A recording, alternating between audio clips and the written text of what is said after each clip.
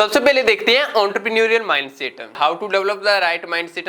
अब अगर कोई बिगिनर आ रहा है उठकर मैं बिजनेसमैन के अंदर, तो उसका माइंडसेट डेवलप करना पड़ेगा, उसका भी एक प्रोसेस होगा। तो वो कैसे होगा वो इस चीज के अंदर अपने देखते हैं। फिर हु इज एन एंटरप्रेन्योर, तो एंटरप्रेन्योर की कोई पहचान तो होगी, कोई बिजनेसमैन की पहचान तो होगी, तो वही चीज अपने देखते हैं इसमें। फिर must have skills for an entrepreneur, जो वाले की अलग स्किल होती है, बिजनेस वाले की अलग होती है।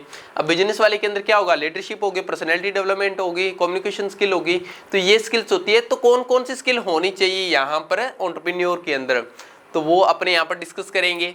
फिर what are the business functions, देखो कोई भी बिजनेस को कंट्रोल करने के लिए 14 बिजनेस फंक्शन की जरूरत होती है। तो अब 14 बिजनेस फंक्शन कौन कौन से होते हैं, उनके क्या काम होते हैं, तो उसके ऊपर अपने बात करेंगे स्टेप बाय स्टेप। फिर how to manage the finance, finance actually में क्या होता है, सबसे पहले देखो कि बिजनेस को स्टार्ट करोगे तो पैसे तो लगेंगे। अब पैसे पापा से लोगे, मम्मा से लोगे, रिश्तेदार से लोगे, कर्ज पर लोगे, कहाँ से लोगे पैसे, तो ये बात आती है फाइनेंस के अंदर।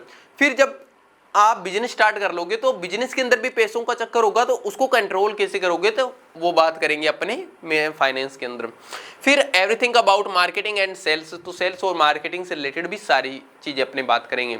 देखो ये मोटे मोटे क्वेश्चन है जो आप अपने दिमाग के अंदर बिठा लो, क्योंकि ये आपका फर्स्ट चरण है। इसके अंदर अगर अपने दिमाग के अंदर ये क्वेश्चन रहेंगे आपको कि ये इस टाइप के क्वेश्चन, तो आपको हमेशा पता चलता रहेगा भी मेरे को इन क्वेश्चनों का आंसर ढूंढना है। हालांकि आंसर मैं दे दूंगा, लेकिन कल को अगर आपसे कोई पूछेगा तो आप इनका बड़ी आसानी से आंसर दे पाओगे। और आप भाई बिजनेसमैन बनने जा रहे हो, कम से कम इनका आपको पता होना चाहिए। ठीक है, डोंट वरी, आपका भाई है सारी चीजें आपको बताने के लिए। तो अब चलते हैं सेकंड नंबर पर।